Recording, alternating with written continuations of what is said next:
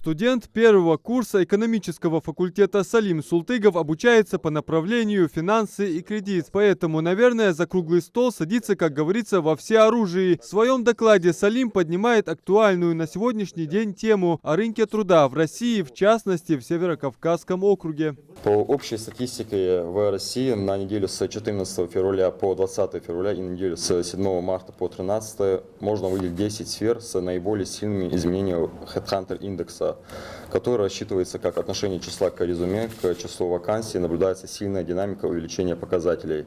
Это юристы, страхование, административный персонал, начало карьеры студенты, начинающие специалисты, а также наука, образование, управление персоналом, бухгалтерия, финансы, высший менеджмент, закупки, искусство и масс-медиа. Заметнее всего, HeadHunter за последние 3 недели вырос в сферах страхования и юриспруденции. Круглый стол, госслужба или бизнес, где начать карьеру, призван найти точку соприкосновения двух составляющих, а помогут добиться этого участники мероприятия. Это представители различных министерств, ведомств и фондов, статистические данные в цифрах, аналитика, результаты опросов и многое другое. В научной библиотеке Ингушского государственного университета, кажется, обсуждается вся жизнь частного сектора. Опросы, предложения, в каких сферах наиболее востребован персонал, в частности, IT-сообщества республики. У нас ребята непосредственно работают не только на внутренние российские или региональные рынки, а выходят также на заграничные рынки. Вот по данным опроса здесь статистика была предоставлена, что там есть определенное количество ребят, которые работают на заграничный рынок. Мотив был такой, чтобы показать ребятам, что в принципе мы доросли и созрели до того, чтобы непосредственно предоставлять свои услуги и реализовывать свои навыки уже и на уровне общероссийском, и на заграничном уровне. Вот таким образом. Заработные платы привели, потому что, думаю, максимально актуально для молодежи, учитывая то, что у нас доходы населения низкие, уровень жизни низкий.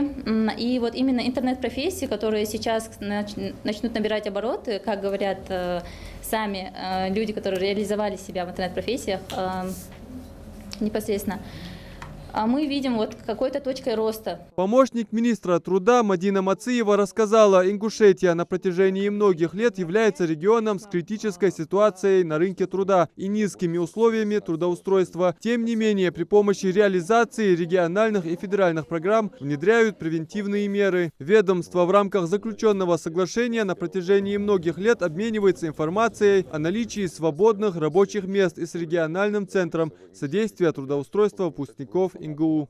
У нас на протяжении 10 лет работала программа «Дополнительные меры по снижению напряженности на рынке труда». И в рамках реализации этой программы очень востребовано было направление стажировка выпускников. И я не скажу, что это был вау-эффект, но тем не менее, если смотреть, провести такой анализ, в регионах СКФО 5% от общего числа направляемых на стажировку у нас все-таки закреплялись на рабочих местах. Но и то количество людей, которое просто проходило стажировку, но они снова попадали на рынок труда после того, как они пройдут стажировку.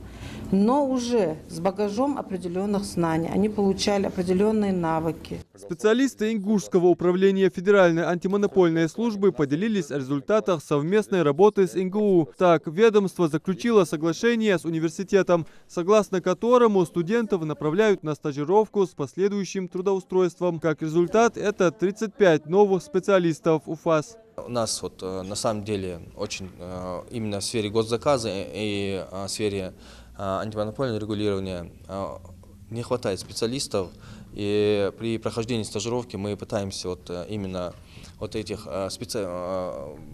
подготовить специалистов именно в этом направлении. И некоторые остаются у нас на работе, некоторых мы отправляем в наши органы власти, чтобы данные специалисты получали опыт и пригодились нашей республике. Направить в правильное русло идеи и энтузиазм молодых специалистов – цель сегодняшнего мероприятия. Для того, чтобы помочь им в этом, соответственно, нужна и государственная часть, и частный сектор. И мы пытаемся найти вот эту точку соприкосновения, точку пересечения этих двух сфер, двух направлений, благодаря которым сегодня мы сможем как-то в какой-то степени установить будущее наших молодых специалистов.